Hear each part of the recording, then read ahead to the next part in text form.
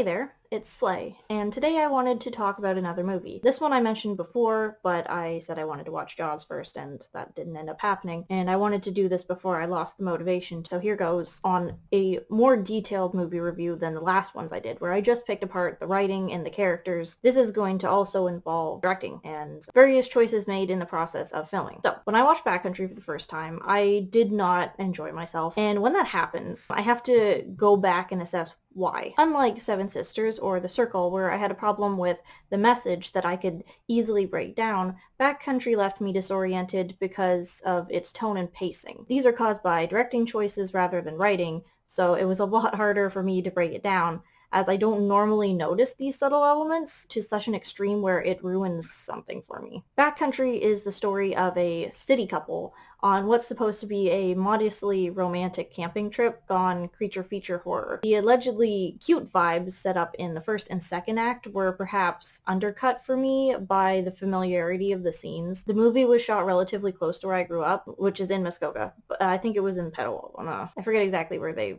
shot it, but I've literally been there before. So I wasn't awed by the scenic beauty, or rather, I guess, distracted by it like other viewers were. I had a much better opportunity to pick apart the characters with this adventure feeling so commonplace. So what first caught me off guard was the tone of the intro. They didn't seem especially excited to be going on this trip. Them just getting off the elevator at their apartment building uses gray tones and dramatic music, as if trying to enhance something ominous that's just not there yet. They slap you in the face with something horrible is inevitably going to happen, and that doesn't leave you much time to connect with the characters. You're just waiting for them to die. Not to mention, I just personally didn't find them very inspiring, but we'll get into that later. The tone gets worse with unnecessary tension because of everyone the couple actually talks to along their tragedy. The park ranger that signs them into the park warns them what not to do and that they'll need a map, so on, and Alex, being cocky, doesn't need one and mentions their intended hiking destination, only to be told by the ranger that the area has been off limits due to hooligan activity, and if they go there they will be fined. This is set up with no payoff. They in no way, shape, or form run into a conflict with hooligans. What would have made sense would be him warning them about a bear that's gotten too comfy around campers, or even just reported a growing amount of dead animals in the area. Jen and Alex find a deer carcass, so that would line up. And the threat could not only be the foretold bear, or even better, a rogue hunter, aka Brad, who they run into after this. When they leave the ranger, the shot stays on his face too long and he watches them leave. His tone, "have fun," isn't genuine and it's overall creepy. But they will not see this man again in the movie, and this is part of the lack of payoff that the movie creates. Once they are on their trip and they're camping, they run into Brad, a forest tour leader with a bunch of poached fish. Jen invites him to have dinner with them like any normal, friendly person would, but Alex is immediately defensive and skeptical about their new company. As they talk and have dinner, tension between the two men gets honestly ridiculous. Their testosterone levels go through the roof, and they have a verbal pissing contest over Jen. Brad tries calling Alex out on not knowing what he's doing, camping, and repeatedly uses his dickish dialogue to low-key tell Jen that she deserves better, aka him. The whole scene left me slapping my forehead because it felt so dumb and unnecessary. They just met. They don't know each other, and there was an instant eruption of toxic masculinity. People don't actually act like that, and if they do, I hope I never meet them. That aside, Brent leaves, and Alex ends up yelling at Jen for inviting him in the first place, like she had any idea that Brad would behave so rudely. This scene was supposed to be foreshadowing. Brad was supposed to have left the audience feeling like Alex perhaps doesn't know what he's doing and really doesn't deserve Jen, but it doesn't. It leaves us worried that this weirdly aggressive man is a threat and going to come back and fuck with them, but he doesn't. Both the tension built between the couple's interactions with the park ranger and Brad never pay off, and it ends up feeling like tension for tension's sake. This criticism, however, would not hold up in an essay arguing the exact opposite. Because if you take Backcountry as a whole, there are points to be made for their inclusion and development. The problem is you shouldn't have to think this hard about something so simple for scenes to feel like they belong in a movie. So first let's talk about pacing, and then we'll talk about what the point of the movie actually was, in my opinion, or from what I have deduced after watching it 3 times now, because that's just who I am. Brad leaving them, in my opinion, is the end of Act 1.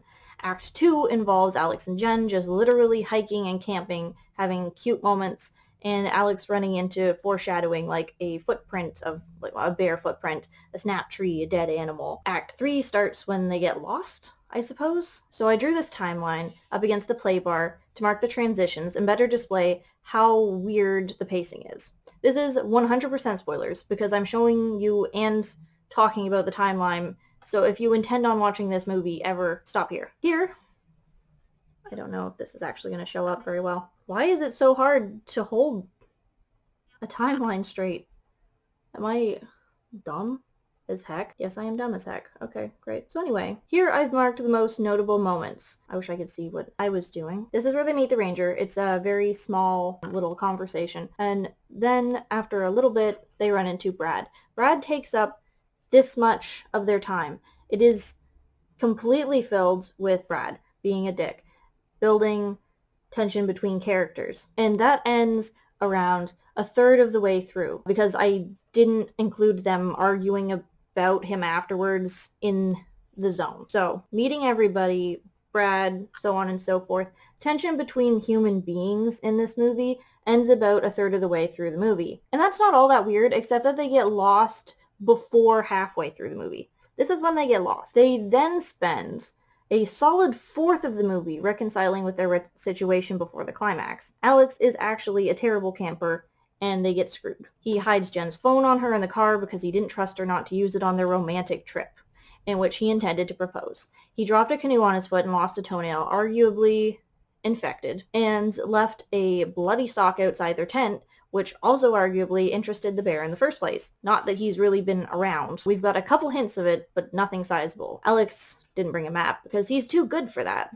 And he ties their food bag poorly and it gets stolen by raccoons. The climax, which happens here, noted as bear, is the first time that the bear actually physically shows up on their radar, and Alex spends a good 5 minutes getting wrecked by it. Props to the gore team, by the way. It looked really good. This section, this whole last fourth of the movie, is literally Jen running away from the bear. Poorly, I might add.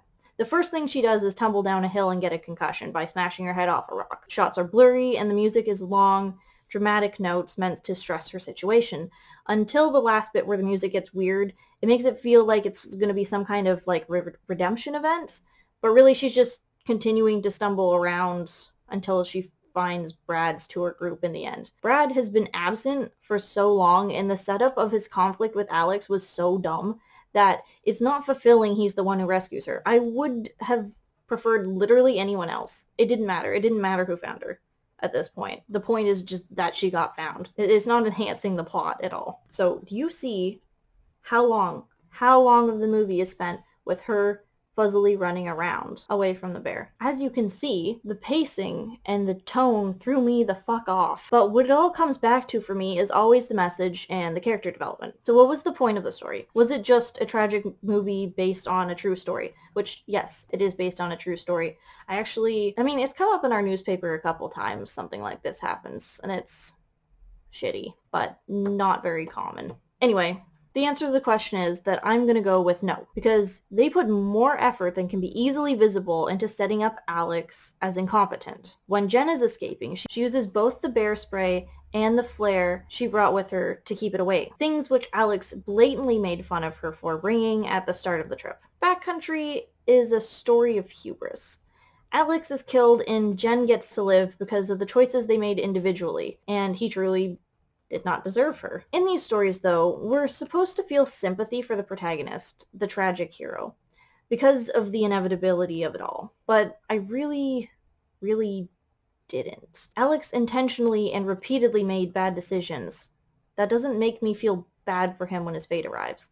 And when it does, right before the bear kills him, Him and Jen are on good terms. She forgives Alex, and then he says, we're gonna be alright, into immediately getting wrecked by a bear. I realize the casual film observer would accept that as a redemption for Alex because they made up, which in turn makes his death tragic, but honestly, at no point was he a good enough person for me to be invested in him. The alternate way of viewing these things is to get satisfied with his death, because he deserved it for all the things he did. He was dumb, yeah, and literally a jerk half the time, but that wasn't enough to make me hate him. So there's no satisfaction in the long-awaited death that was planned for him, no matter how I look at it. The weird thing about Backcountry, and the reason I wanted to make this video, was because upon analyzing the script, the choices, the writing, the characters, the tone, the pacing, the directing angles, well, it was well put together.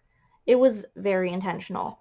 But at the same time, I can nitpick all of these things apart and say that I really didn't enjoy this movie. It felt like they put all of these elements together in a very poor way, so that it was off-putting. It was jarring and weird, and I don't think it was a terrible movie. I just think there's a lot to be learned about trying too hard, I think. All of these choices were very intentional, but that just made it bad. It made it worse. Anyway, that's my take on Backcountry. Let me know if you're a film analysis junkie, which I'm not, but how you felt about it.